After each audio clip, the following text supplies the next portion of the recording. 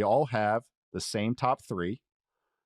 And I'm sure everyone can figure out who those top three are. It's kind of the guys that are going to be fighting for this MVP every single year. Charles, why don't you go through who's on your podium? 3, 2, and 1. So I have Bo Nix. No, I'm joking. Oh, nice. just make every fan base mad at us. Just every single one. I have Josh Allen. Wait, am I doing all three? Yeah. All right. Yeah. Josh Allen, Lamar Jackson, Pat Mahomes. Josh Allen, Lamar Jackson. They can both be ranked 2. Honestly, I can't differentiate, and it's one of those things where that's one of the subjects where it's just like, man, I'm not going to argue with you on Josh Allen versus Lamar Jackson. It's the same thing. You're going to be just appreciate him, man. Right. You're either way. No matter how you slice it, if you have those guys on your team, you feel like you have a chance to win the Super Bowl every single season. I know that neither of them have, but I think one thing that I would really love sports fans to try and differentiate. Hasn't does not mean cannot. Like, if you're going to sit here and tell me that Josh Allen can't win a Super Bowl, that's ridiculous. Like, we've all seen him play. You're going to tell me Lamar Jackson can't win a Super Bowl? That's ridiculous. We've all seen him play. They're 2 of the best quarterbacks I've ever seen in my whole life. And then Mahomes at 1. That's just, he's Michael Jordan still. There was a brief 1 week window, I think, after the Super Bowl this year, where people tried to force some Patrick Mahomes legacy discussion, and it just fizzled out because it's like, come on, we've all seen him play. We've all seen him play. We just saw what he did this year. Right. Like, that offense around him was not very good, and they still made the Super Bowl. Now, what happened when they got there was just utter annihilation, destruction, and famine. But now that they're trying to recharge for another year, as long as he's under center, they're probably going to be a Super Bowl discussion no matter what. So I think those are the top 3 that just about everyone would have right now, unless I guess you're like a really big Joe Burrow guy. That's kind of how it is. Your top 3, Matt? Assuming some more names, but I'm curious what 3 and 2 are. Yeah, I also had Bo Nix at 3. No, I had Lamar Jackson, Josh Allen, Patrick Mahomes. I will say with Mahomes at number 1, it's probably a little closer from 1 to 2. I'm with Charles. Like, put Lamar and Josh Allen in a hat, pick a name. I don't care. Like, you could ask me tomorrow, and maybe I'd have Lamar at 2 and Allen at 3. No one cares. Like, it's if you're not a Ravens fan and or a Bills fan, and you're like passionately arguing about this discussion, get a life. I mean, I don't know what to tell you. I get it. If you wear the team's laundry, like, that's fine. It's part of your lifestyle. You've made that choice. But if you're not, you can make a different choice in how to spend your precious time here on Earth. But again, it's probably a little closer from 1 to 2, maybe than it would normally in a normal year. Like 365 days ago, probably wouldn't have been as close maybe as it is now. But I still think Mahomes is the entrenched number 1.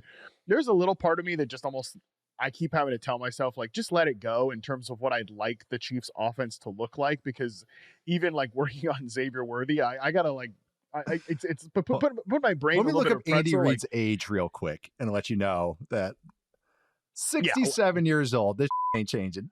I know, and it's not like, it's not as if I don't trust Reid and these guys to like figure it out with these kind of hyper specific wideouts like a Xavier Worthy, like a Rashee Rice. But there's a part of me that's a little confused as to how because these guys both need role catering, but in different ways, but in kind of similar ways. And I know that doesn't make sense, and we're not going to sit here and break it down right now because it's not the subject. But this like part of me wishes, like, man, what if we just had Mahomes in an offense that had like 3 normal and very clear role receivers? I think actually he would probably be number 1 with like a gap. Not that Lamar or Josh Allen necessarily play with those type of players either, but I mean, it's like Charles said, we've all seen him play. We know what he can do. I do think everybody kind of gets banged off their last performance. I think Herbert definitely gets banged off that when he was 5th in adjusted yards per attempt last year. And obviously people wanted to make a little bit of Mahomes has had 2 horrible losses in the Super Bowl. Like Charles said, that talked to 2 losses in the Super Bowl. Oh, God. Two losses Unbelievable. Super Bowl. No one. And how about those performances and those wins?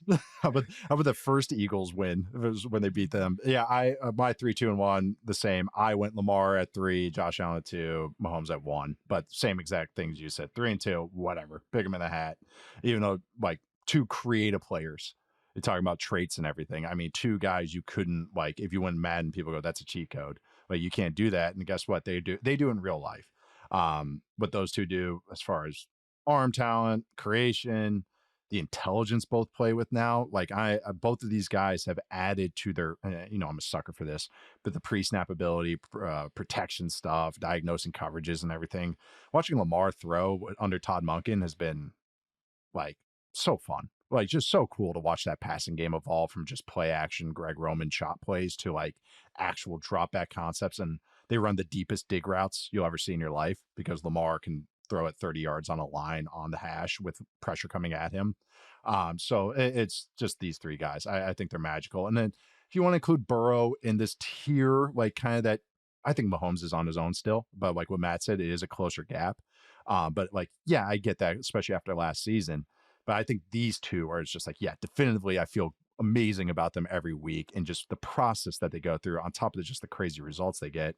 And I don't care what happened in that Super Bowl with Mahomes. It's like, I remember everything that happened before that and all the mouthwash he provides for that offense and everything he's done before. And I will take that every day. And the toughness he plays with, how many times he's played with like high ankle sprains and stuff. And he's just, and people make excuses for other guys, but no one ever goes, oh, Mahomes is playing with this. Also, I got to hear about Quinn Ewers' is oblique for the last 3 months. Why don't I hear about Mahomes' high ankle sprain? Those suck. Like it's funny. I hear about other guys' injuries all the time, but not Mahomes'. It's just like because he plays. He's. I don't care what happened to Super Bowl, man. He's the best I've ever seen. And I've seen Peyton in person. I've seen Brady in person. I'm not wavering off of that. The things he does are not fathomable. On top of the stuff, the mental side that he's added to his games. He calls out fronts for the protection. Like he calls out how many defensive linemen there are. No other quarterback's doing that in the NFL. Okay. And then on top of all the post-snap stuff. So he's the dude. I think he's going to be the dude until he retires, unless, something crazy comes up. Arch Manning's pretty fun. I don't know if he's Mahomes, but he's pretty fun. I'm not going to say that though. I would have loved to see what the betting odds would have been like in terms of Quinn Ewers' name coming up at somewhere on our top 10 quarterbacks show. There's other quarterbacks I thought of in the NFL, but I was like, I don't want to be mean right now. So that that was Quinn Ewers getting thrown under the bus. That was great, guys. Great job. We are going to have plenty of these ranking shows. Receivers we are doing next. Actually, we're recording that right after this.